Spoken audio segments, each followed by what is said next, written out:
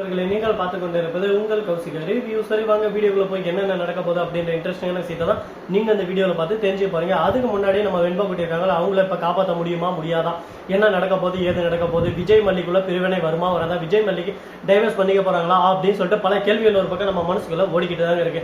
இந்த கேள்விகளுக்கு மத்தியில இந்த கதிரேசன் மறுபக்கம் நிஷா இவங்க வந்து கொட்டை குழப்பற மாதிரி குழப்பி விஜய் மல்லி இவங்க ரெண்டு பேரும் பிரிக்கணும் அப்படின்னு சொல்லிட்டு நிறைய சூழ்ச்சி வணிகெல்லாம் செஞ்சுட்டு இருக்காங்க. அப்பா எனக்கு இன்னும் மாமா மேல ஆசை இருக்கு, நிஷா வந்து எனக்கு இப்போ மாமா கல்யாணம் பண்ணி வச்சாலும் எனக்கு ஓகே தான், அந்த மல்லியை பிரிச்சு விட்டு நான் வெண்பாவை நல்லா பாத்துக்கிறேன் அப்படி இப்படின்னு சொல்லிட்டு கதிரேசன் கிட்ட ஒரு பிட்டை போட்டுன்னு இருக்காங்க. தான் பொண்ணு இந்த அளவுக்கு ஒரு பக்கம் தான் அக்காவை குழந்தைய பார்த்ததுக்கோசரம் இதா இருக்கலையா அப்படின்னு சொல்லிட்டு அப்பாவுக்கு ரொம்ப பெருமையா இருக்கு. யோ நீ கர்வப்பட வேண்டியது அது இல்லையா, இன்னும் என் பொண்ணு ஒருத்தி கல்யாணம் 3 கல்யாணம் பண்ண முடிய இன்னும் வாழணும்னு சொல்லிட்டு நினைக்கிறாளே, இதெல்லாம் உங்களுக்கு தேவையா குமாரு அப்படின்னு சொல்லிட்டு நீ திங்க் பண்ணோம். நல்லா வாழ்ந்துட்டு இருக்கிற ஒரு குடும்பத்தை பிரிச்சு ரெண்டா உடைச்சு அந்த குடும்பத்துல போய் திரும்ப சேரணும்னு சொல்லிட்டு நினைக்கிறாளே. இப்ப மல்லிக்கு என்ன குறை, மல்லி என்ன விஜயும் நல்லா பாத்துக்கிறாங்க, வெண்பாவும் நல்லா பாத்துக்கிறாங்க, வெண்பாவுக்காக உயிரை கொடுக்குற நிலைமைக்கே போயிட்டு வந்துட்டாங்க. ஆனா இதெல்லாம் பெருசு இல்லை, இது எல்லாமே பண்ணது நம்ம மல்லி தான் அப்படின்னு சொல்லிட்டு அந்த இடத்துல ஒரு உருவமைப்பை உருவாக்கி வச்சிருக்காங்க. இதுல இருந்து எப்படி உடைக்க போறாங்க, இதை எப்படி சரி செய்ய போறாங்கன்னு சொல்லிட்டு தெரியல.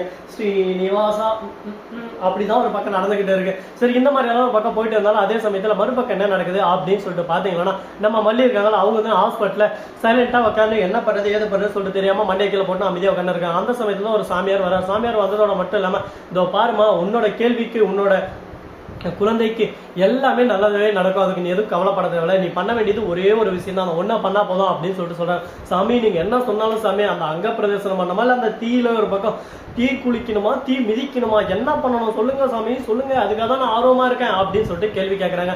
நீ கேள்வி கேட்கறது எல்லாமே எனக்கு புரியுதுமா, அதுக்கேற்ற மாதிரி நீ பண்ணா சந்தோஷமா இருக்கும், ஆனந்தம் ஆனந்தம் பாடும் அந்த மாதிரி நான் ஆனந்தமா இருப்பேன் அப்படின்னு சொல்லிட்டு சொல்றாங்க. இப்ப என்னதாண்டா பண்ண போற என்னதாண்டா செய்ய போற ஒரே ட்விஸ்டா இருக்கே அப்படின்னு சொல்லிட்டு ஒரு பக்கம் மண்டைக்குள்ள ஓடிக்கிட்டே இருக்கு.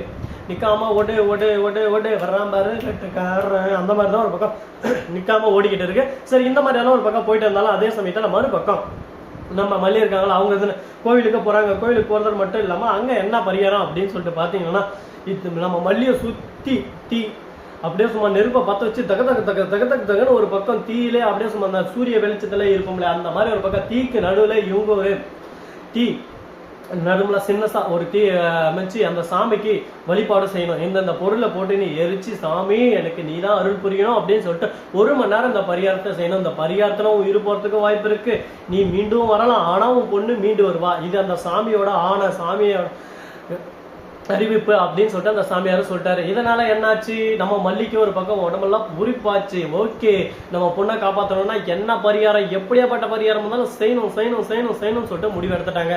என்னடா இது இந்த பரிகாரத்தெல்லாம் செய்ய முடிவு எடுத்துட்டானோ அப்படின்னா இவன் என்ன நான் பண்ண போறான்னு சொல்லிட்டு தெரியல, அச்சுடு அச்சுடு அச்சுடு அப்படின்ற மாதிரி தான் ஒரு பக்கம் போயிட்டு இருக்கு. இன்னும் என்னென்னலாம் பண்ண போறாங்கன்னு சொல்லிட்டு தெரியல, பார்ப்போம். எல்லாமே ஒரு பக்கம் நல்லபடியா நடந்தா எல்லாருக்கும் சந்தோஷம் தாங்க, எந்த ஒரு பிரச்சனையும் நடக்காம எல்லாருமே ஒரு பக்கம் சந்தோஷமா நிம்மதியா இருந்தா எல்லாருக்கும் சந்தோஷம் தான். அப்படி இல்லாம ஒரு பக்கம் குழப்பத்துக்கு பிறந்தவங்க குழப்பவாதி மாதிரியே வந்திருக்கான் பாத்தியா அப்படின்ற மாதிரி தான் ஒரு பக்கம் குழப்பத்தை கிளப்பிடுவாங்க. யாரா அது அப்படின்னு சொல்லிட்டு பாத்தீங்கன்னா நம்ம கதிரேசன் தான். கதிரேசன் ஒரு பக்கம் வந்து மல்லி நீ இப்படி எல்லாம் பண்ணா நீ எதுவும் பண்ணல, நீ வெண்பாவுக்கு எந்த ஒரு சூழ்ச்சி செய்யலன்னு அர்த்தமா, நீ தான் எல்லாத்தையும் பண்ணது, நீ தான் இதுக்கெல்லாம் காரணன்றது எங்களுக்கு நல்லாவே தெரியும், ஆனா நீ நடிக்கிற பாத்தியா அந்த நடிப்பு அதாதாம்மா தாங்க முடியல, மனசெல்லாம் வலிக்குதுமா, எவ்வளவு பண்ண முடியுமோ எல்லாத்தையும் பண்ணி உன் பொண்ணை நீயும் உன் கையால கொள்ற நிலைமைக்கு பண்ண வச்சிட்ட, ஆனா இப்ப இருந்து நடிக்கிற பாத்தியா உன் வயிற்றுல ஒரு குழந்தை இருக்கு, அந்த குழந்தைக்காக தானே எல்லாமே பண்ணிட்டு இருக்க, ஏமா உனக்கு கொஞ்சம் கூட மனசாட்சின்றதே இல்ல கொஞ்சம் கூட அப்படின்னு சொல்லிட்டு கேக்குறாங்க. மனசாட்சியா மனசாட்சியாவது அது எதை பத்தி நான் கவலைப்பட மாட்டேன், நான் முடிவு பண்ணிட்டேன்னா நான் இறங்கி ஆடாம இடத்த விட்டு போகவும் மாட்டேன் அப்படின்னு சொல்லிட்டு மாசா கிளாஸா சொல்லிருக்காங்க. இதெல்லாம் பார்க்கும்போது நமக்கே ஒரு பக்கம் என்னதான் நடக்கும் அப்படிதான் ஒரு பக்கம் ஃபீல் ஆகுது. சரி இருக்கட்டும் அப்படின்னு சொல்லிட்டு விட்டாலும் தீபக் அந்த இடத்துக்கு வர. தீபக் வந்து இதோ பாரு மல்லி நான் டாக்டர் கிட்ட எல்லாத்தையும் பேசிட்டேன், இன்னொரு டாக்டர் எனக்கு தெரிஞ்சவர் இருக்காரு, அவர் ரெஃபர் பண்ணியிருக்காரு, இந்த ப்ராப்ளத்துக்கு சொல்யூஷன் என்கிட்ட இருக்கு, அதுக்கான இன்ஜெக்ஷனும் என்கிட்ட இருக்கு, அந்த குழந்தைய என்கிட்ட அழைச்சிட்டு வாங்க, ஒரே ஒரு 10 நாள் தான் ட்ரீட்மெண்ட், அதிலே ரெக்கவர் பண்ணிடலாம் அப்படின்னு சொல்லிட்டு சொல்லியிருக்காரு. என்னென்ன பிரச்சனை எல்லாமே பிக்ஸ் வந்ததுல இருந்து அவர் என்ன நடந்துச்சு ஏது நடந்துச்சு அப்படியே சும்மா கீழே அடிவேர்ல இருந்து குணவேர் வரி எல்லாத்தையும் சொல்லி முடிச்சாச்சு. இதுக்கப்புறம் பயப்படவே தேவையில்ல. நம்ம வெண்பா மீண்டும் நம்ம வெண்பாவை வந்து நிப்பா. நிஷா ஒரு பக்கம் நம்ம ஐசு குட்டியும் ஓடி வந்து நான் வெண்பாவை பார்க்கணும் அப்படின்னு சொல்லிட்டு வெண்பாவை போய் பார்க்கறான். வெண்பா ரொம்ப சந்தோஷப்படுறாங்க. ஐசு நீ வந்தது எனக்கு எவ்வளவு சந்தோஷமா இருக்கு தெரியுமா, என் மனசுக்குள்ள எந்த அளவுக்கு பட்டாம்பூச்சி பறக்குது தெரியுமா, நீ வரமாட்டேன்னு என் மனசுக்குள்ள கவலையா இருந்துச்சு, அந்த கவலையெல்லாம் போக்கிட்ட, நீதான் என்னோட பெஸ்டி, நீதான் என்னோட ஃப்ரெண்டு அப்படின்னு சொல்லிட்டு சந்தோஷப்படுறாங்க. அப்பப்பப்பப்பா என்ன ஒரு ஆனந்தம் அப்படின்ற மாதிரி தான் ஒரு பக்கம் இருக்கு. அதே சமயத்தில் ஐஸ் வந்து நீ எதுக்கும் கவலைப்படாத நண்பா, கூடி சீக்கிரம் நீ ஸ்கூலுக்கு வரதா போற, நம்ம சந்தோஷமா ஸ்கூல்ல பேசலாம், இனிமே நீ தான் என்னோட க்ளோஸ் ஃப்ரெண்டு, இதுக்கு தான் இந்த கயிறை உனக்கு கட்டலான்னு வந்தேன் அப்படின்னு சொல்லிட்டு சாமி கயிறை கட்டி விட்டு நீ சரியாயிட்டு என் கூட வந்து விளையாடுவேன் அப்படின்னு சொல்லிட்டு அந்த இடத்துல கும்பிட்டு நம்ம ஐஸ் குட்டி அங்கிருந்து கிளம்புறாங்க. தீபக்கம் ஒரு பக்கம் நான் போயிட்டு வரேன் மல்லி, எதுக்கும் கவலைப்படாத, எல்லாமே நல்லபடியா நடக்கும், நான் ஐஸ் விட்டுட்டு திரும்ப வரேன் நைட்டுக்கா அப்படின்னு சொல்லிட்டு சொல்றாங்க. நம்ம விஜய் ஒரு பக்கம் என்ன பண்றது ஏது பண்றதுன்னு சொல்லிட்டு தெரியாம எல்லா பக்கம் போன் பண்ணி என் பொண்ணுக்கு இந்த மாதிரி பிரச்சனை இருக்கு, என்ன பண்ணலாம் ஏது பண்ணலாம், எப்படி ட்ரீட்மெண்ட் பண்ணலாம், எது பண்ணா கரெக்டா இருக்கும் அப்படின்னு சொல்லிட்டு தீவிரமா யோசனை இருக்காங்க.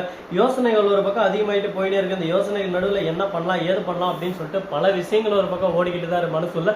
இப்ப என்ன பண்ண போறாங்க, என்ன பண்ணி சாதிக்க போறாங்க அப்படின்னு சொல்லிட்டு பொறுத்து இருந்து பார்த்தா தெரிய போகுது. என்னதான் சொன்னாலும் எதுதான் சொன்னாலும் இதுதான் நடக்கும் இப்படிதான் நடக்கும் நம்ம சொல்ல முடியாதுல்ல.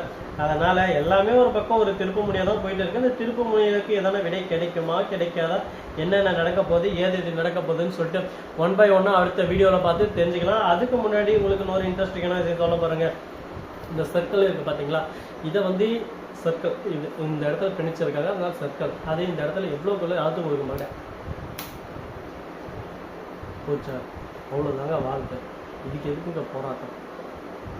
இந்த வீடியோ உங்களுக்கு பிடிச்சிருந்தா லைக் பண்ணுங்க, கமெண்ட் பண்ணுங்க, ஷேர் பண்ணுங்க, டிண்டிங் பெல்ல தட்டி விட்டு போங்க. அப்பதான் நான் போறேன் அடுத்த வீடியோ உங்களுக்கு கூட நோட்டிஃபிகேஷன் வந்து கொண்டே இருக்கும். மிக்க நன்றி, தேங்க்ஸ் ஃபார் வாட்சிங். டாடா, see you, நன்றி, வணக்கம், வந்தனம், வருக தருக.